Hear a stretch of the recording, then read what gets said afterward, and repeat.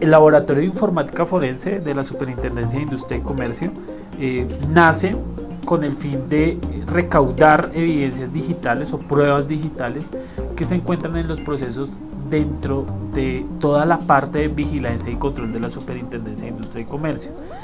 ¿Qué es esta parte de vigilancia y control en la Superintendencia de Industria y Comercio? Todo lo que incluye la protección del consumidor, las visitas administrativas que se realizan en esta parte o en esta delegatura de protección del consumidor, todas las visitas administrativas que adelanta la delegatura de protección de datos personales, la delegatura de metrología legal y reglamentos técnicos, y la delegatura de protección de la competencia, junto con la parte de vigilancia y control a las cámaras de comercio.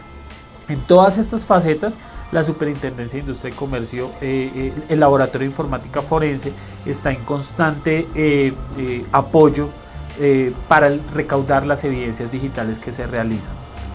Principalmente, el Laboratorio de Informática Forense aplica 3 principios básicos, y es que ejercemos una planeación de las visitas que realizamos, una estrategia a esas visitas administrativas y buscamos precisión. ¿Sí? Siempre lo que hacemos es no recaudar muchas evidencias digitales porque sabemos que el mundo digital constantemente está generando información. Entonces tratamos de ubicar la información que realmente necesitamos, siendo muy precisos en esto, y hallamos los elementos materiales probatorios o ese acervo probatorio que va a ser parte de una investigación administrativa. Siempre que yo pienso por esta razón me gustaría esta charla que les doy dividirla en 2 partes. Número 1, hablarles de lo que es una evidencia digital y de la prueba como tal digital y la necesidad que nosotros tenemos en el laboratorio de mantener la integridad de estas pruebas. Y 2, de un laboratorio de informática forense, ¿sí? ¿Qué hace un laboratorio de informática forense y para qué sirve puntualmente para una entidad de este tipo? Entonces, siempre que yo arranco de esta manera hablando de pruebas digitales, siempre me gusta citar la frase de Isaac Asimov, que dice que no temo a los ordenadores, a lo que temo es a quedarme sin ellos, ¿sí? Entonces, precisamente esta frase me gusta porque lo que hace es enfocarnos en que es la prueba digital o los dispositivos digitales se han vuelto parte de nuestro día a día. ¿Sí? Hoy en día nosotros todas nuestras citas las gestionamos a través de dispositivos digitales como nuestros celulares, nuestros smartphones, nuestras tabletas, o también guardamos pruebas dentro de correos electrónicos. Por ejemplo, podemos enviar una cita, podemos comunicarnos con alguien a través de correos electrónicos, de mensajería instantánea como WhatsApp, Telegram, y ese es nuestro entorno digital. Hoy en día nosotros todo lo manejamos a través de los ordenadores. También Bill Gates dice que el ordenador nació para resolver problemas que antes no existían, y eso es parte de la creación de este mundo digital, ¿sí? El mundo digital ha traído nuevos problemas, en este caso al mundo, a la parte legal que se encarga del tema probatorio. Ha traído nuevos problemas porque ya mantener la integridad de una prueba digital tiene nuevos componentes que una prueba física no tenía.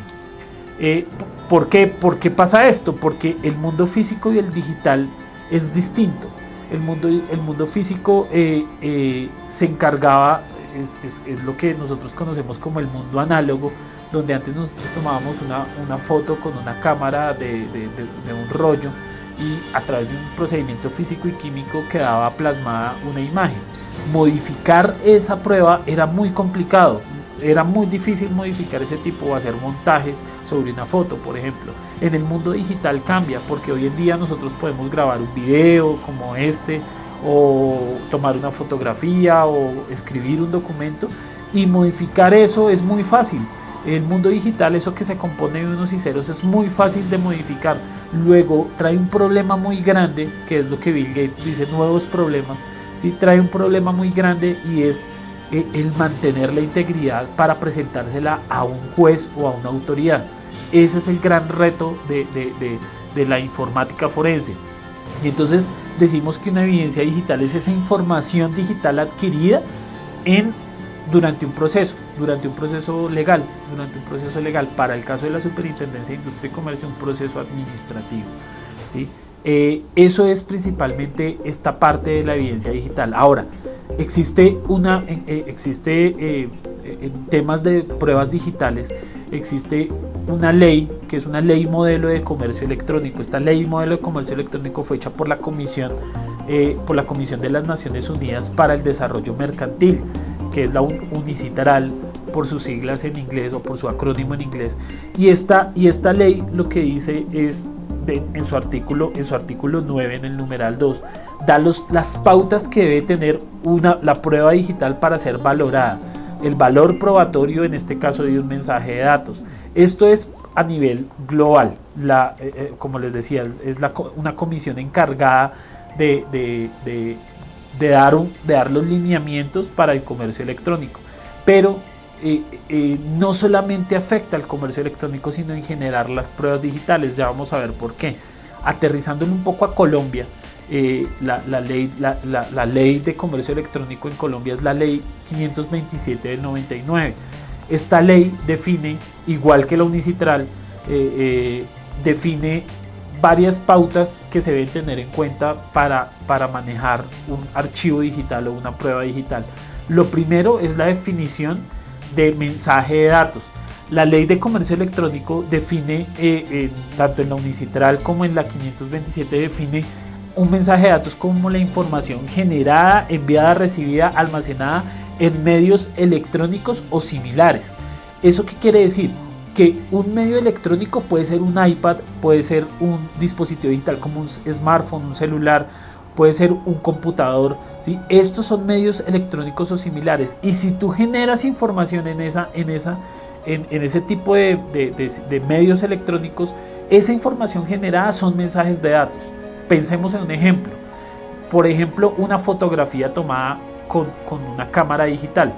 Esa fotografía es un mensaje de datos. Otro ejemplo, un correo electrónico que se envía por un computador o por un sistema de información. Ese correo electrónico es un mensaje de datos. Pensemos en una página web.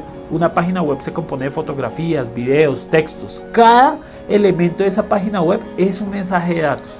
En ese orden de ideas, la ley de comercio electrónico se empieza a volver también una ley probatoria digital, por decirlo de alguna manera. Nos da elementos para manejar las pruebas digitales. En el artículo 11 de la ley colombiana de comercio electrónico se dice de los ingredientes que debe tener ese mensaje de datos para ser válido probatoriamente, ¿sí? Y en la ley UNICITRAL, la ley global, la ley modelo de comercio electrónico también lo dice. En el artículo 9, en el numeral 2, da 3 ingredientes claves para que un mensaje de datos tenga esa validez probatoria. El primero de esos ingredientes es la confiabilidad en la forma en que se haya archivado o comunicado ese mensaje de datos. ¿En qué consiste esto? Ese primer ingrediente es cómo usted adquirió ese mensaje de datos, cómo usted tomó ese mensaje de datos, qué procedimientos usó para tomarlos. Eso es lo que le dice la ley. Debe cumplir ese primer ingrediente. El segundo ingrediente es: demuéstreme o deme una confiabilidad a mí como juez o como autoridad de que usted mantuvo íntegro ese mensaje de datos. Es decir, que esa foto no tuvo ningún cambio, que esa foto usted no le hizo un montaje, o esa foto usted no la modificó en un programa de edición como Photoshop, como GIMP, como cualquier otro programa, o compruébeme que ese correo electrónico usted no lo modificó, o compruébeme que ese documento de Word o de Excel o de cualquier documento usted no lo modificó en otra herramienta. Eso es lo que usted tiene que comprobarle de alguna manera al juez o la autoridad. Y el tercer ingrediente es: identifíqueme su iniciador y cualquier otro factor pertinente que le haya pasado a esa prueba digital, ¿sí? Es decir, y acá el concepto iniciador es algo que tiene varios matices.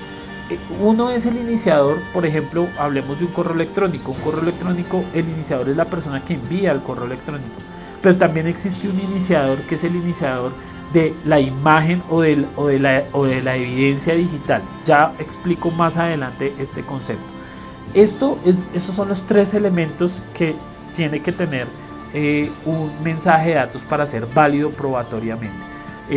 Profundizando en un poco en cada uno de ellos, El primero, la confiabilidad en la forma en que se haya adquirido. Ahí toma fuerza un laboratorio de informática forense, porque somos nosotros los que llegamos a la prueba, a la prueba física, que es el dispositivo físico, y tomamos la evidencia digital.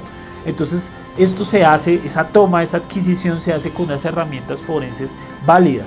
En el caso de la Superintendencia de Industria y Comercio manejamos 3 herramientas de informática forense, en las que nosotros cogemos, adquirimos, tomamos la evidencia y la guardamos. Pensemos en el mundo físico como si tuviéramos nosotros una pistola y vamos, como en las series de televisión en CSI, llegan a la escena del crimen y se encuentran con la pistola y la guardan en una bolsita, ¿sí? En una bolsa especial para mantener íntegra. Obviamente la guardan con unos guantes especiales. Eso pasa en el mundo físico, es idéntico en el mundo digital. En el mundo digital uno encuentra la evidencia, que puede ser un correo electrónico, puede ser un computador o puede ser un cúmulo de mensajes, de datos que hayan en un dispositivo, y uno lo primero que hace es guardar esa evidencia en una bolsita especial.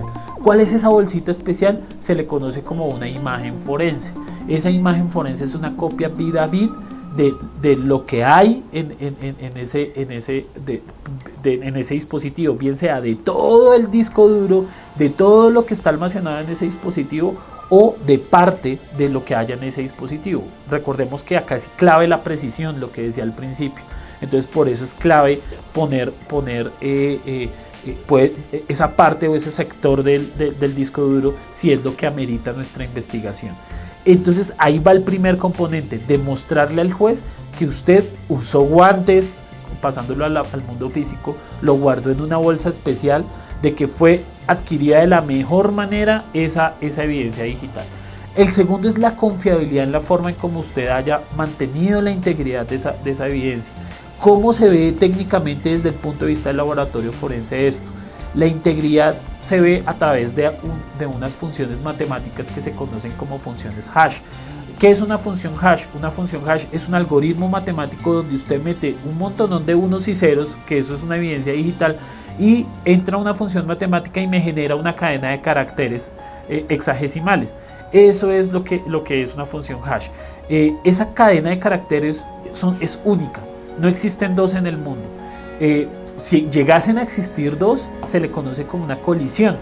La colisión quiere decir que yo saco un hash de un documento de Word, por ejemplo, y saco el hash de una imagen digital, de una foto, y me genero exactamente la misma cadena de caracteres. Eso se le conoce como colisión. Existen algoritmos matemáticos donde esa colisión ya existió, por eso son efímeros, ya no se deben usar. Por ejemplo, el algoritmo MD4 tiene colisiones, el algoritmo MD5 tiene colisiones, el algoritmo SHA1 tiene colisiones. ¿Pero qué no tiene colisiones? No tiene colisión la unión de dos algoritmos, el MD5 con el SHA1. No ha existido, no existe en el cosmos del universo una evidencia digital o dos evidencias digitales que tengan el mismo hash MD5 y SHA1 al mismo tiempo. Individualmente sí existen, pero al mismo tiempo no. Tampoco existen, o se han identificado colisiones en los algoritmos SHA2, que esos hace parte del SHA de 256 bits y el SHA de 512. Así se mantiene la integridad de un mensaje de datos. Un juez tiene la tranquilidad de que su evidencia, de que la evidencia no ha sido modificada, o una autoridad tiene la tranquilidad de que la evidencia no ha sido modificada por esa función, por esa firma, por esa cadena de caracteres que viene siendo como una huella digital única, como el ADN de esa prueba digital. Y finalmente la ley de comercio electrónico, tanto la ley modelo como la ley colombiana, dice que se debe identificar su iniciador y cualquier otro factor pertinente. ¿Qué es esto?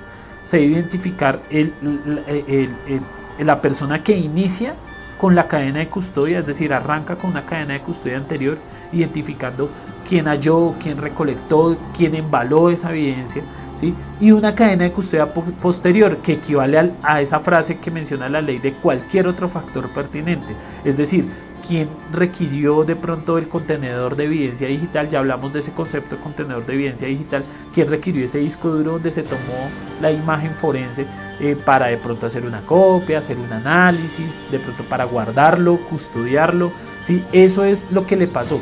yo hago una similitud de la cadena de custodia posterior con tener una novia celosa. ¿Sí? Una novia celosa pasa exactamente lo mismo. Uno le tiene que estar diciendo a la novia: yo estoy en tal lugar, salí del cine, me voy para la casa, de la casa voy para el trabajo. Usted tiene que estarle contando constantemente. Es igual a una evidencia en una cadena de custodia posterior. Usted tiene que estarle contando, estar documentando, ¿sí? Para un juez o para una autoridad, estarle contando qué pasó con esa evidencia digital. Pero como estamos hablando de evidencias digitales, pues son evidencias que no puedo tocar, como un cuchillo, como una pistola. No puedo tocar un archivo de Word. Yo ¿qué es lo único que puedo tocar? El lugar donde guardo ese archivo de Word. Y eso no es la evidencia. Tengamos mucho cuidado con eso. Ese lugar donde yo guardo la evidencia digital se le conoce como contenedor de evidencia digital. El contenedor de evidencia digital es al cual yo le aplico mis procedimientos de cadena de custodia, bien sea anterior o posterior. Pero mucho cuidado, el contenedor no es la evidencia, repito. El contenedor de evidencia digital es donde se guarda la prueba que nosotros estamos manejando. Este contenedor se le puede hacer muchos cambios, se puede cambiar de contenedor. De un CD se puede pasar a un Blu-ray, de un Blu-ray se puede pasar a un disco duro, a una USB, siempre y cuando esa información quede documentada. Eso es lo que dicen los procedimientos forenses. Esa información, o sea, ese cambio de lado a lado, tiene que quedar documentado para cumplir inclusive con lo que dice la ley: contar cualquier otro factor pertinente que haya pasado en esa evidencia digital. Eso es principalmente la parte de pruebas digitales. Ahora, yo les decía al principio, vamos a hablar de pruebas digital y el laboratorio de informática forense. La prueba digital es de alguna manera justificación de los procedimientos de un laboratorio de informática forense. Pero además, el laboratorio de informática forense tiene que tener 3 componentes principales. Número 1 es el recurso humano, la capacitación del recurso humano. Número 2, tiene que contar con herramientas de software avaladas, lo suficientemente confiables para presentar en un caso. Y número 3, debe tener procedimientos establecidos, ¿sí? Procedimientos estándar. Hoy en día, digamos, en un mundo utópico, esos procedimientos deberían ser universales, ¿sí? Es decir, cualquier laboratorio de informática forense en un país, por lo menos, o en una región, deberían manejar los mismos protocolos, tanto protocolos de cadena de custodia, tanto protocolos de adquisición de firmas hash, tener las mismas firmas. Se debería estandarizar esto. Eso es un reto que tiene la informática forense en el mundo, diría yo. Pero adicionalmente, pues también nosotros, pero un laboratorio de informática forense, independiente a que no sea universal los procedimientos, debe tener sus procedimientos internos. Entonces, esos son los 3 componentes que forman parte o hacen parte de la creación de un laboratorio de informática forense. En un laboratorio de informática forense, la parte de procedimientos, principalmente, pues para abordar un poco los 3 puntos que mencioné, los procedimientos se dividen o se alimentan de procedimientos universales que se están empezando a estandarizar, que son conocidos como los procedimientos de e-discovery.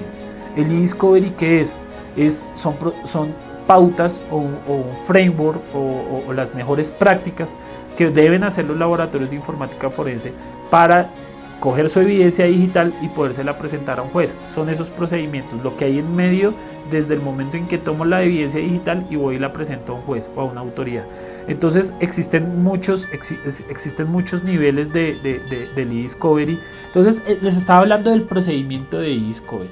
El procedimiento de e-discovery tiene oficialmente o el EDRM, que es la organización que organiza los procedimientos de discovery para que los laboratorios opten por él, menciona 6 pasos. Menciona primero que usted, cuando identifique una prueba digital o un laboratorio, lo primero que hacer es identificar la evidencia, luego preservar la evidencia, luego recolectar la evidencia, después pasarla a una etapa de procesamiento, luego pasar a una etapa de análisis y finalizar en una etapa de puesta a disposición. Eso es lo que dice el procedimiento, el framework de e-discovery.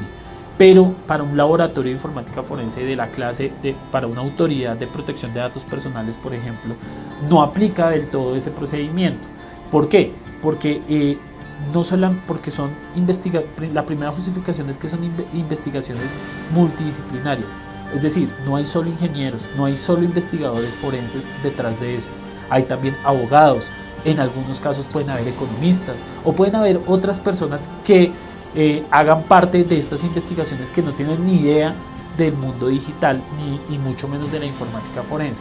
Por eso este procedimiento que plantea el Discovery en la Superintendencia de Industria y Comercio cambia y lo modificamos no a 6 pasos sino solo a 4 pasos. El primero es la etapa de adquisición, donde nosotros adquirimos la evidencia digital en una visita administrativa o bien sea verificando las páginas web. Eso ya lo hablo más adelante en los tipos de informática forense. El segundo paso es el procesamiento de esa evidencia digital. ¿Cuál es ese procesamiento de la evidencia digital? Pues simplemente tomar lo que adquirí, organizarlo, que consiste en dos partes. Número 1, recuperar información borrada, que me hayan borrado, ¿sí?, de los dispositivos. Y 2, organizar o indexar esa información que ha sido recolectada o adquirida o donde se haya adquirido. El tercer paso es la puesta a disposición de esa información, ¿sí? Esa puesta a disposición, porque ya después de procesado se pone a disposición, porque no tienen que verlo aparte de los expertos del laboratorio forense. Esa información también la tienen que ver expertos en habeas data, expertos en competencia desleal, expertos en protección al consumidor o expertos en protección a cámaras de comercio, ¿sí? Ellos saben qué conductas están puestas en un correo electrónico o en un mensaje de WhatsApp o de Telegram, de lo que sea. Ellos son los que saben una conducta y los que van a después redactar un informe motivado o cualquier tema legal al que aplique pues esa prueba. Entonces, por eso es importante ese tercer paso de puesta a disposición. Y finalmente, nosotros tenemos un procedimiento que se llama el procedimiento de investigación. ¿Qué es la investigación? La investigación es simplemente tomar esos mensajes de datos, analizarlos y ver qué relevancia puede tener para el caso, dependiendo los requerimientos de los mismos abogados, de los mismos economistas o de nosotros mismos, según lo que vayamos viendo en el análisis. Puntualmente, en una visita de habeas data, para hablar puntualizar de pronto el tema de la Autoridad de Protección de Datos Personales, nuestros ingenieros cumplen 2 funciones. Cumplen en el laboratorio de informática forense una función de auditores. Nosotros llegamos a auditar una empresa, a revisar las fallas que pueda tener, pero además las fallas que identifiquemos nosotros las tenemos que preservar con procedimientos forenses para presentarla a un juez o una autoridad. Entonces tenemos 2 funciones, tanto de auditores como de analistas forenses. Tenemos que tener esas dos disciplinas o esas 2 cualidades que debe manejar el recurso humano del laboratorio. Eso es principalmente lo que manejamos hasta acá. Un ejemplo de lo que llegamos nosotros a hacer en el laboratorio de informática forense, puntualmente en las visitas administrativas de protección de datos, es llegar a verificar el cumplimiento de esa empresa. ¿Cómo está cumpliendo esa empresa con la ley de protección de datos personales? ¿Sí? Todo en el marco en este caso la ley de Colombia es la 1581, sus decretos reglamentarios, pero guardando esas pruebas que yo recolecte conforme a la 527, que es lo que les expliqué durante el principio del video, ¿sí? Entonces, ¿cómo nosotros verificamos ese cumplimiento? Podemos evaluar muchas cosas. Mientras el abogado está verificando las guías de responsabilidad demostrada, seguramente nosotros podemos ir identificando activos de información, podemos nosotros ir verificando la trazabilidad de los datos personales, podemos identificar las bases, vamos identificando las bases de datos donde se manejan personas, podemos ir verificando los inputs de esos datos, ¿sí? Que puede ser internet, un formulario en internet, puede ser un call center, bueno, no sé, vamos verificando los inputs de información, después vamos viendo, analizamos las políticas de procesamiento de esos, que ahí podemos ir también viendo la responsabilidad demostrada que aplica esa empresa, ¿sí? Lo tercero es, hacemos solicitud de informes y muestras de los sistemas de información que manejan los datos personales de la compañía, y finalmente, si identificamos hallazgos, adquirimos evidencias digitales. Ahí ya nos volvemos analistas forenses. Adquirimos esas evidencias digitales y empezamos a documentar la información conforme pues lo que ya he explicado. Eso es puntualmente lo que hacemos en una visita administrativa de Habeas Data. Finalmente, pues quiero agradecerles por el tiempo que pues han prestado para atender esta charla o estas pequeñas indicaciones de un laboratorio, de lo que debe tener un laboratorio de informática forense y cómo se debe tratar la evidencia digital. No sin antes recalcarles que en lo riguroso que uno sea en el manejo de los procedimientos está el éxito de una investigación o de que salga a flote una investigación y que se pueda cuidar o proteger los derechos de los ciudadanos en los temas de Habeas Data. Gracias.